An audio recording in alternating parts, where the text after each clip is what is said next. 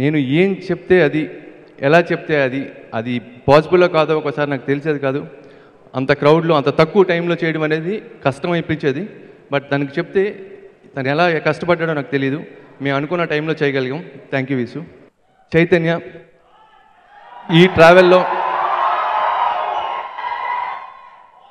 చేని fans అంతా చే బంగారం అంటారు. నేను చాలాసార్లు విన్నా అది.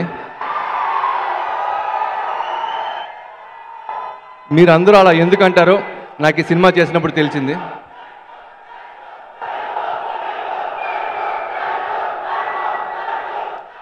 నిజంగా నిజంగా నిజంగా చే బంగారమే, వైట్ పేపర్ లాంటివాడు. తనకి నచ్చితే నచ్చినట్టు ఇమ్మీడియట్గా ఫేస్ మీద తెలిసిపోతుంది. హ్యాపీగా ఉంటే హ్యాపీగా ఉంటాడు, నచ్చకపోతే నచ్చినట్టు ఉంటాడు, కోపం వస్తే కోపం వచ్చినట్టు ఉంటాడు. White paper.